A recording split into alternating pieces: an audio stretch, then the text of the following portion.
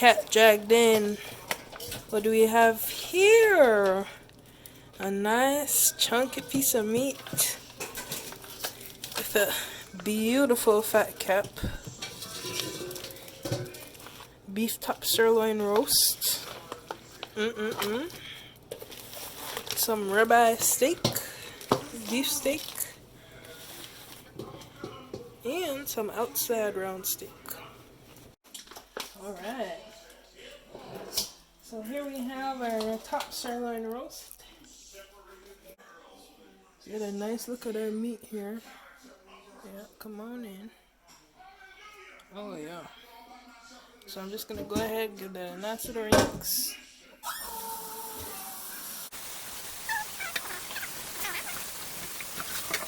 Wash all that blood off. Is that true? And a nice fat cap. Oh my gosh. Okay. Alright, so for this first step in this process, we're going to be putting a little salt brine on our meat. So we have some kosher salt, some coarse salt, a little white pepper, some Himalayan salt, and some coriander. So I already got everything in here. Just going to give that a little mix sauce. Right.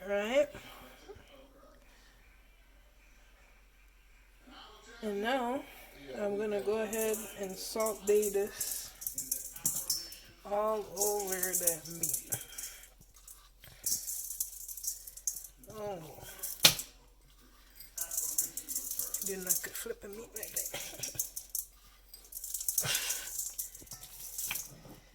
And we want it all in our fat cap.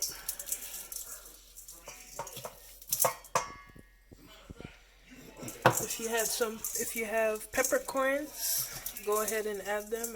I happen to be out at the moment,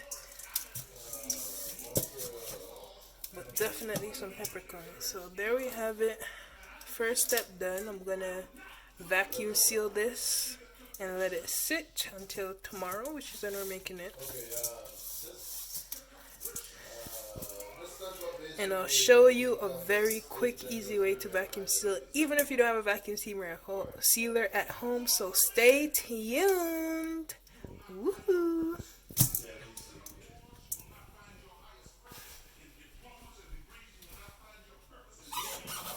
Alright, so now I'll show you a super budget-friendly way to vacuum seal your meat or whatever you need to vacuum seal. And all you need is a Ziploc bag and a container with some water. So what you're going to do is seal your zip most of the way, leaving just a little, maybe 1/4 inch at the end open. And then, actually I should take this in the sink. Let's move this over.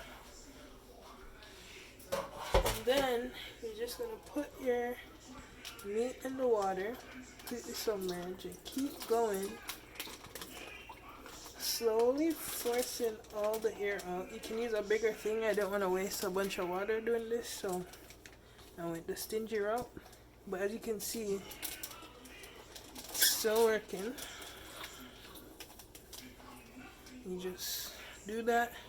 When all your air is out, you seal it, and just like that, vacuum sealed.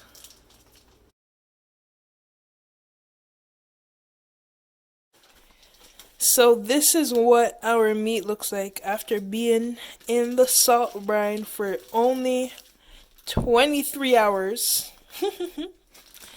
And the next step is to get some of that saltiness out. So I'm gonna go ahead and catch some cold water, and I will be putting the meat in there. And I'll be changing out the water every 20 minutes for, and I'm going to do that about 3 times before I test the saltiness of the meat to make sure everything is a-okay. So I'm just filling this up with some water, getting my meat out.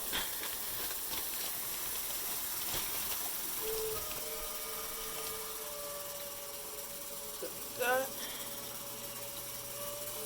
Put that in there and let it sit. soak out some of that salt, and we'll be back in 20 minutes. So we are on our second water change.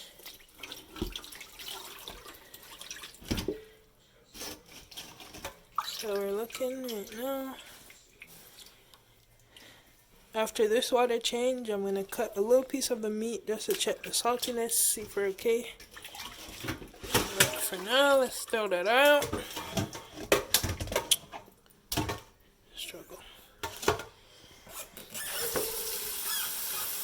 Fill that bad boy up again. It's actually such a beautiful piece of meat. And y'all saw the pranks, you know I don't do expensive. We do deals and discounts. That's what I like. That's what I like. Look at that fat. Oh my, can we just have a moment of silence for that fat cat?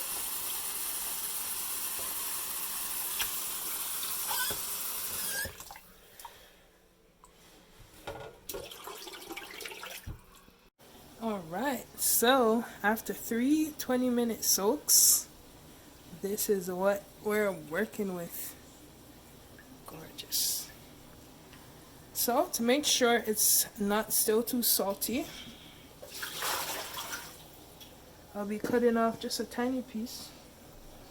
Grab my knife.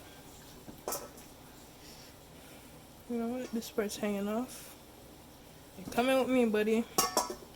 So before I go ahead with seasoning it, just cutting off this little tiny piece. I'm gonna throw it on my grill so that I can taste it to make sure that it's not too salty. And you can see on my grill, I already have the other pieces of meat going. These guys are ready to go, all seasoned. Look at that. Now we can see if the roast is ready to join.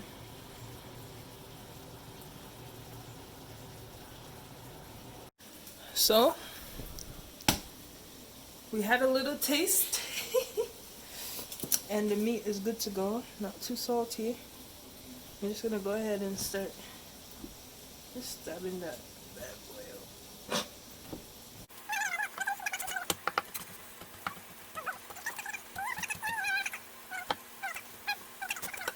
So next, we're gonna get some garlic and stuff it in those slits.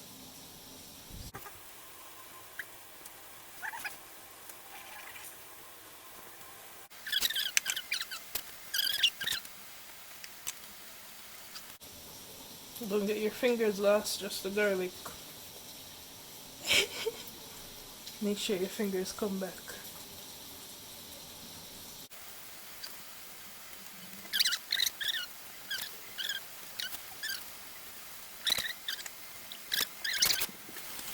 Our main seasoning for this dish will be the steak and beef spice I got in Montreal.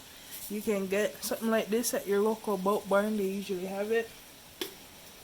So I'm going to go ahead and sprinkle that on. Don't be shy either. And get a good coat on there.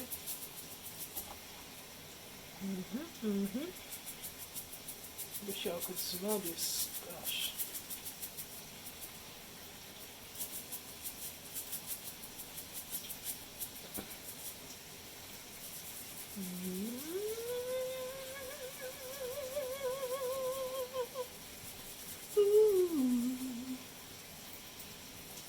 If there's one thing you know about me is that I don't hold back.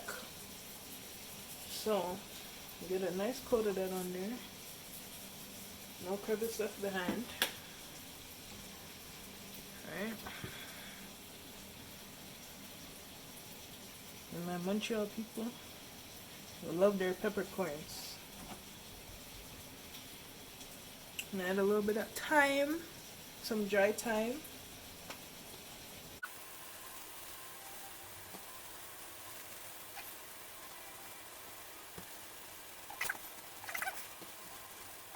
And I have a little bit of this poultry seasoning spice mix. I'm just gonna add like just a little sprinkle of that around to top it off. And now we have a beautiful beef roast ready for the roasting.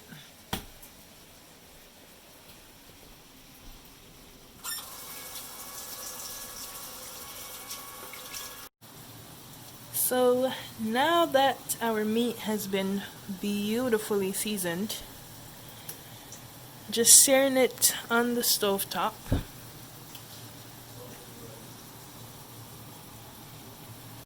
Just searing it on the stove top, and I get both sides nice and golden brown.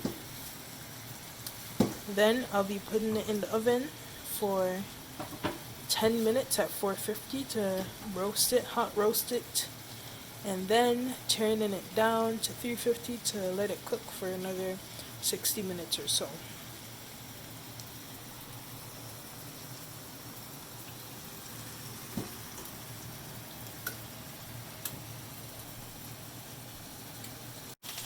As you can see, she's coming along nicely.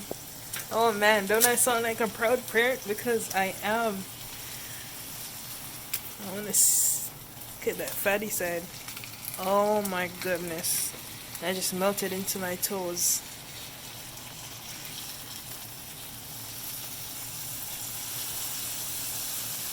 In the meantime, in between time, we're over here prepping just a little soup that I want the broth to sit in.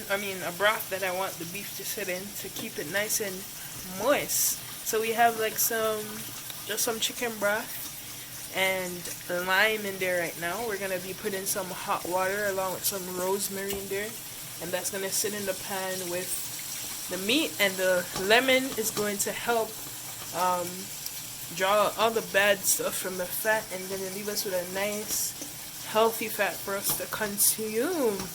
And this is going to help to keep our meat nice and moist. So, I just removed the meat from the fire. This is what we're looking like.